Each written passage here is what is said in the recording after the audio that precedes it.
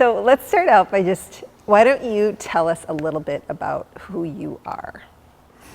Who I am, I think it first starts with my childhood. I grew up in Coon Rapids, Minnesota, in the North Metro. I have a very involved mother and father. Unfortunately, my dad just recently passed away when I first received the assistant chief position. I come from a large family. I have 5 other siblings. One thing that in my childhood is my mom and dad were always big servanthood people. My dad was a lifelong military vet. You'll probably see it later on, but I have his Class A in my office. His leadership style and the way he treated his staff resonates with me and my family. In that you always put your troops first, and you always make sure your end result is the best that you can absolutely do. So, married my wife, who is a high school sweetheart of mine. She was 15, I was 17, and we still are together today, happily. We have 2 children. We have Bella and Rowan. Bella and Rowan are the light of my life, and my wife is the rock. Megan is truly amazing, especially giving me the opportunity to sit and take this experience on, which is much different from the Coon Rapids Fire Department, and a bigger role. And she has been nothing but supportive. So that's pretty much my family. I got my associate's degree in fire science, and then I'm currently proceeding through my bachelor's degree in occupational health and safety. About a year ago, I graduated from the National Fire Academy in the Managing Officer program, which is a 2-year program. And then on top of, other education that I've took on through the fire service. Work experience, I started I have 20 years into the Coon Rapids Fire Department. The first 3 were the part-time firefighter. And then I was promoted to a career firefighter where I held various different roles there. And then that was the 17 years. And then I've served multiple years on the Minnesota State Hazardous Materials teams in the North Metro CAT.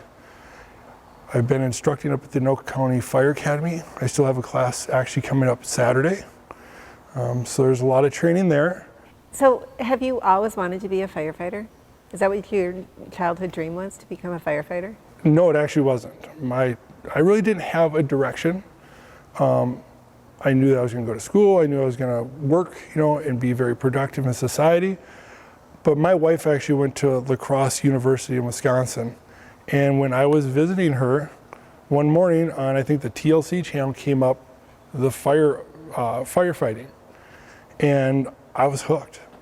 It seemed like a very rewarding and challenging career. And I think it filled a gap that I was missing in my life. And it didn't happen until I was probably 22, probably that old. Came home, started enlisting in schooling, went and got my Fire 1, Fire 2, then my EMT, and then I was picked up by a line of ambulance, where I spent 3 years on the ambulance service also. So yeah, a little bit of a weird transition, especially to where I'm at today.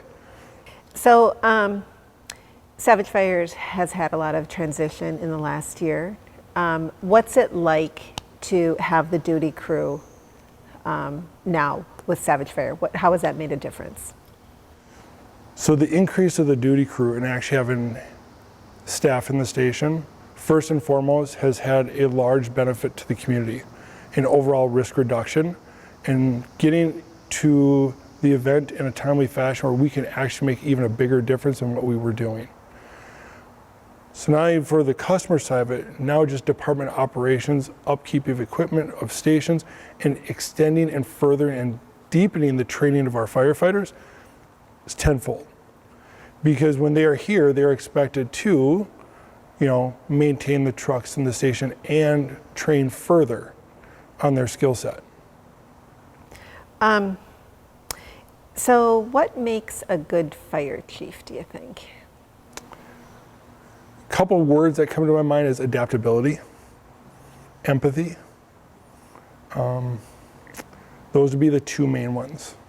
Adaptability, as we've seen over the past couple of years, there's been a lot of changes, whether it's the pandemic, whether it's departmental operational changes, increasing staffing, increasing the expectation of the service that our department performs. You have to be able to roll with it. And you can't get hung up on any one thing. You just have to do the best you can and consistent reevaluate. And how we go about reevaluating is buying the firefighters into it. There's a saying that I don't use I. It's a we and us department that always wants the best outcome for our community. So what would you say is the best part of your job? What do you like the best? It's hard to say there's just one part that's the best part. You know, probably one of the biggest highlights is the interaction with the community on a daily basis. Being able to be that one and feel like I can make a difference in anybody's day, or working with our staff who is making a difference every day in our community and building those relationships. Being able to mentor our firefighters, learn from our firefighters. You know, leadership is every bit as much of learning from our firefighters and our officers as it is me sharing my knowledge. One thing I think would be beautiful is to show homage, obviously, to the past chiefs and the leadership of Savage Fire. We would have never been here without their leadership and the efforts of the firefighters that got us to this point. You know, the history of Savage Fire and their leadership and the staff, their impact on the Savage community will be forever. And it's our job from this day to carry it forward and improve upon it.